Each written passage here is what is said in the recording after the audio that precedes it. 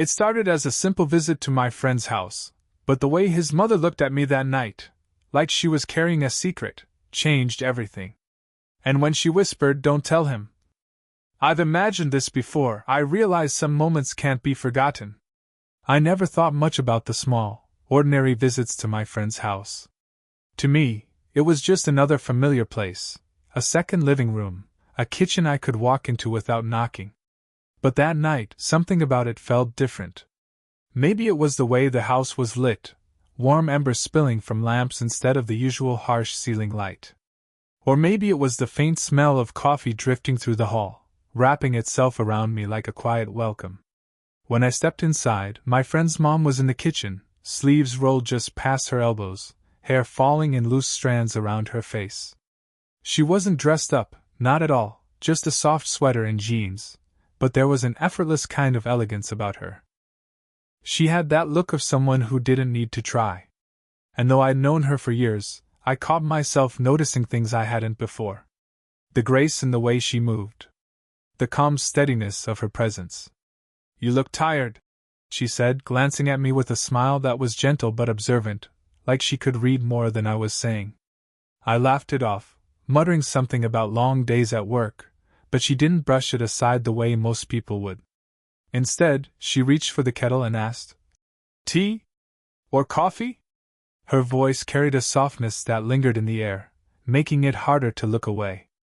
I nodded, and before I knew it, she was placing a cup in my hands. For just a second, her fingers brushed against mine. It was the smallest touch, so ordinary it should have meant nothing. But the warmth of her skin stayed with me, like an imprint I couldn't shake. We sat across from each other at the kitchen table, while the kettle hissed behind her. The house felt unusually quiet. My friend was upstairs, probably scrolling on his phone, leaving us in this bubble of silence and soft conversation. She asked about school, about how I was holding up. It wasn't the kind of polite curiosity most adults gave. Hers felt different, like she really wanted to know. I found myself telling her more than I expected, about the weight of deadlines, the pressure I didn't talk about with anyone else. She listened without interrupting, her chin resting on one hand, her eyes steady on me. And for the first time, I realized how rare that was, to be seen that clearly, without judgment, without distraction. When my friend finally came downstairs, the spell broke. He laughed, clapped me on the shoulder, and pulled me toward the living room. But as I set the cup down, my gaze flickered back to her. She caught it for the briefest moment, a quiet glance, almost nothing. Later that evening, the house grew quieter. My friend left the kitchen to grab something upstairs, calling out that he'd be just a minute. His footsteps faded, and suddenly it was just me and her again, the low hum of the refrigerator filling the silence. She was wiping down the counter, moving slowly, almost absent-mindedly, as though her thoughts were somewhere else. I sat at the table, unsure if I should pull out my phone or say something. But then she turned, catching me mid-thought, and smiled in that calm, knowing way she had. "You're quieter than usual," she said softly, her tone more observation than question. I shrugged, offering a small smile. "Maybe I'm just enjoying the peace. It's rare these days." She gave a short laugh, one that reached her eyes. "It doesn't stay peaceful for long. Life has a way of rushing in." She leaned against the counter, arms folded, watching me with a look that was steady, not intense, but attentive. Like she wanted to understand something about me. We talked, not about anything remarkable, but about little things. She asked about my classes, my work. I asked about her garden, the books stacked on the counter. It was casual, but the rhythm of it felt easy, unhurried. And then there were the pauses.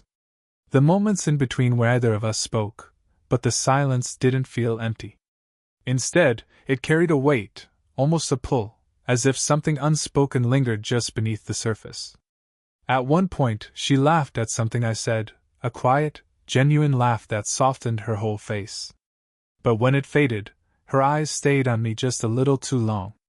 Not enough for most people to notice, but enough for me to feel it. Her hand rested on the table near mine, fingers brushing lightly against the wood.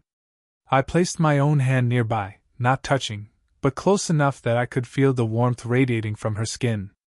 My pulse quickened, though nothing had actually happened. It was strange. I'd sat across from countless people before, but with her, the air felt different. Thicker somehow. Every small gesture seemed amplified. The way she tucked a strand of hair behind her ear, the way her sweater slipped slightly at the shoulder when she reached for her glass.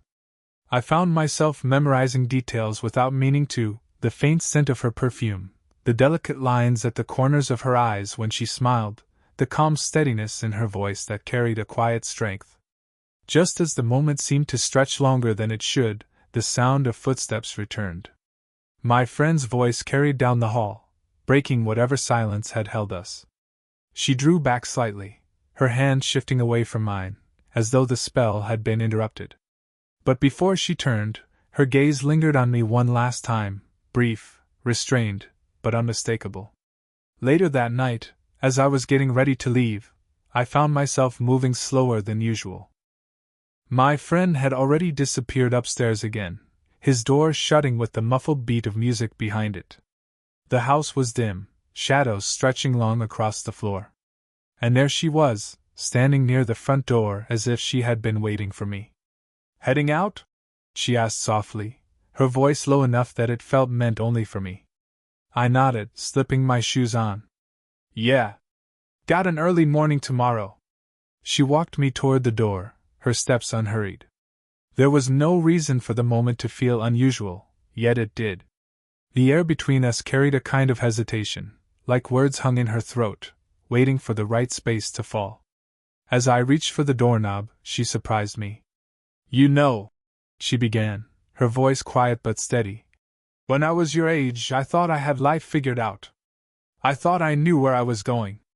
She paused, her gaze drifting past me for a second before returning, softer now.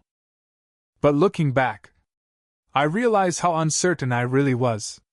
I turned to face her fully, sensing something deeper in her tone. "I think everyone feels that way," I said gently. "I feel it too." She studied me for a moment, her eyes searching mine as if weighing whether to go on. Then she sighed, a fragile sound. "It's strange, isn't it? Watching years slip by. The house feels too quiet now. My son's grown, the days run together, and sometimes it feels like I'm invisible." Her words sank into me. I'd never heard her speak like that, not as someone's mother, not as the warm, steady presence I'd always known, but as a woman who was, in her own way, lonely. Without thinking, I said, "You're not invisible." The words were simple, but the effect wasn't. She blinked, her lips parting as though she hadn't expected to hear it. For a moment, silence filled the space between us. Then, almost unconsciously, she reached out and placed her hand on my forearm. It was a small gesture, a touch light enough to pull away at any second, but she didn't. Her fingers lingered, warm against my skin, and I felt the quiet tremor in them. The moment stretched. My heart thudded in my chest, not from boldness but from the unspoken weight of it all, the awareness that this was no longer ordinary. She drew back quickly, almost too quickly, her composure returning like a curtain pulled closed. "Good night," she whispered, offering a faint smile, though her eyes carried something else. Something raw. I stepped outside, the night air cool against my face. But as I walked away, the memory of her touch stayed with me, light, trembling, and far more meaningful than I could admit. The days that followed weren't the same. I kept telling myself it was nothing, that I was overthinking a simple moment at the door, reading into something that wasn't really there. But no matter how much I tried to push it aside, I couldn't shake the feeling of her hand on my arm, the way her eyes had softened just before she pulled away. Every time I thought about visiting my friend, a knot tightened in my chest. I knew I'd see her again, and I knew the air between us wouldn't be the same. The next weekend, I found myself back at their house, sitting in the living room with my friend. The TV was on, but I wasn't paying attention. I could feel her presence in the background, moving between rooms, her footsteps light, her voice carrying faintly from the kitchen. And every time she passed by, I caught the subtle shift in her expression, that quiet glance that lingered a second too long. I told myself to stop noticing. I told myself this wasn't right. She was my friend's mom. She had a life built long before I ever stepped into it. And yet, the more I tried to reason with myself, the more the truth pressed down on me. Something had changed, and it wasn't going back. Later that night, she offered to drive me home. It was late, and my friend was too tired to bother, so I agreed. We didn't say much at first. The hum of the car filled the silence, headlights cutting through the empty streets. I stole glances at her when I thought she wasn't looking, the calm way she held the wheel, the faint reflection of passing streetlights tracing her features. She looked composed, as always, but there was a tightness around her mouth, like she was holding something back. At one point, as she shifted gears, her sleeve brushed against my arm. It was nothing more than fabric against fabric, yet my pulse stumbled. I could feel the warmth of her so close, and for a moment I imagined what it would be like if she simply let her hand rest there. But the thought came with its own weight. The voice in my head wouldn't quiet. This isn't supposed to happen. What would he think? What would this mean? She must have felt something too, because when we reached a red light, her fingers lingered on the gear's shift longer than they needed to. The space between us seemed impossibly small. My breath caught, and for an instant I thought she might say something. But the light turned green, and just like that, the moment passed. Neither of us spoke for the rest of the drive. But when she pulled up outside my place and the engine quieted, the silence felt heavier than words. When the car rolled to a stop outside my apartment, neither of us moved. The engine ticked softly as it cooled, and the quiet of the street pressed in, heavy and expectant. I should have unbuckled my seatbelt, thanked her, and stepped out. But something in me hesitated, the same hesitation I saw in her hands as they rested on the steering wheel, unmoving. I turned my head, and she was already looking at me. Not in the casual way people glance, but with a stillness that made the air between us tighten. Her lips parted, then closed again, as if she was fighting against her own words. Finally she spoke, her voice barely above a whisper. "Don't tell him." She paused, her eyes searching mine, vulnerable in a way I had never seen before. "Don't tell him, but I've imagined this before." The world seemed to stop. The hum of the city faded, the cool night air outside forgotten. All I could hear was the echo of her confession, quiet yet undeniable, cutting straight through me. My chest tightened. 100 thoughts crashed into each other: shock, disbelief, the heavy realization that what I'd been feeling wasn't just in my head. She felt it too. "I shouldn't have said that," she murmured quickly, her hand lifting to brush her hair back, though it trembled as she did.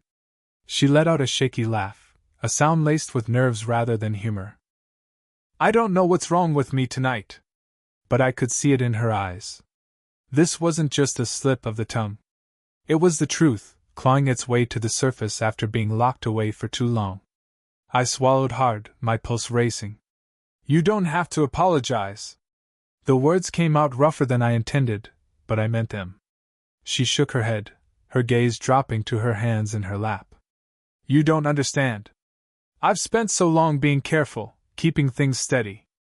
And yet here I am, sitting in this car with you, saying things I never thought I'd let myself say." Her honesty left me breathless.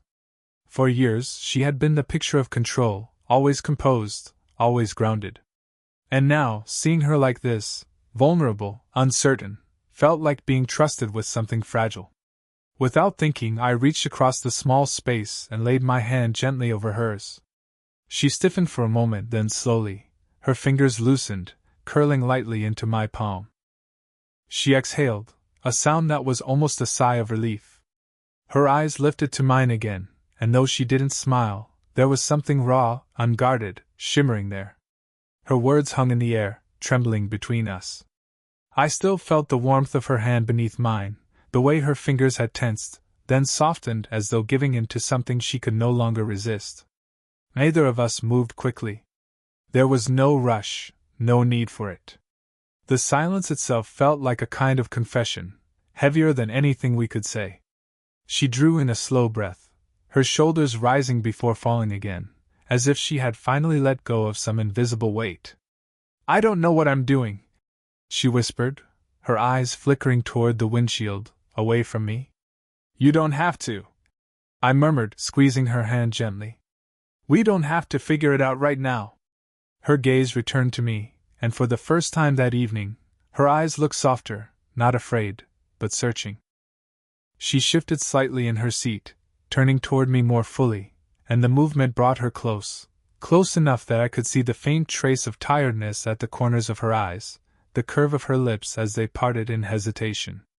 Then, slowly, she leaned in, not all the way, not reckless, but just enough that her forehead came to rest against my shoulder.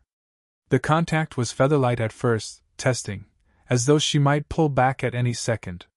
But when I didn't move, she stayed. Her cheek brushed against my chest, and I felt the faintest tremor in her breath, the rhythm of her heartbeat pressing through the quiet.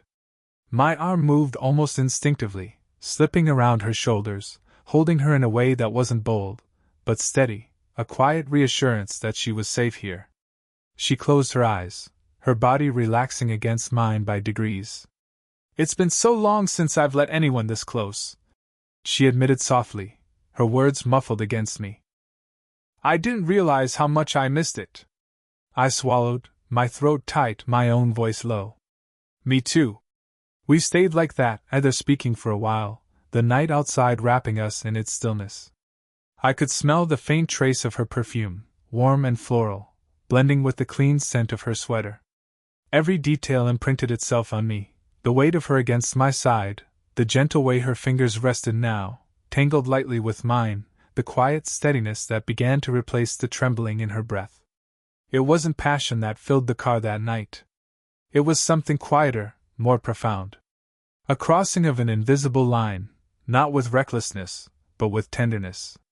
When she finally lifted her head, she didn't look away in embarrassment. Her eyes met mine, calm yet shimmering with unspoken things. And though either of us leaned further, though no kiss followed, the closeness itself was enough. When she finally pulled back, the car felt different, quieter somehow, even though it had already been silent for so long. I could still feel the imprint of her against me, the warmth where her cheek had rested, the faint press of her hand in mine. She let out a breath, steady this time, and looked at me with eyes that seemed both afraid and at peace. "We can't rush this," she said softly. Not a warning, but a truth spoken aloud. Her fingers slipped slowly from mine, though the space she left behind still burned with their warmth. I nodded. "I know." And I did. Whatever this was, whatever it could become, it wasn't something to take lightly. Not with her. Not with us. She studied me for a moment longer, her expression unreadable at first, then softening into the kind of smile that doesn't reach the lips, only the eyes. A smile that says thank you for understanding. The night air was cool as I finally opened the car door, the quiet street stretching out before me. But I lingered, leaning down into the doorway, reluctant to let the moment end too abruptly. She was still watching me, hands resting loosely on the steering wheel, her posture composed again, but not closed off. Something had changed. "Take care of yourself," she said gently, the words carrying more weight than casual concern. I smiled faintly. "I will. And you too." For a second, either of us moved. It felt like both of us were memorizing the moment, quietly tucking it away somewhere safe. Then I stepped back, letting the door click shut. She started the engine, headlights flaring softly against the dark. I stood on the curb and watched as her car pulled away, the taillights glowing red before they disappeared around the corner. The night felt colder once she was gone, and yet inside me, something was warm, not fiery or reckless, but steady. Walking up to my door, I realized what made it different. Until that night, I had thought of her as someone untouchable, distant, steady, existing in a world parallel to mine. But she wasn't untouchable. She was human. Vulnerable. And for reasons I didn't fully understand, she had let me see that side of her. We hadn't crossed every line, hadn't said everything we could have said. And maybe that was why it mattered so much. It wasn't about stealing a moment of passion, it was about recognizing something real, something fragile, and holding it carefully. Inside my apartment, the silence felt strange without her voice, without her nearness. My hand still remembered the feel of hers, my shoulder the weight of her resting against me. And as I lay down that night, one thought kept circling in my mind: some moments don't need to be loud or obvious to change you. Sometimes it's the quietest ones, a glance, a touch, a whispered truth, that linger the longest.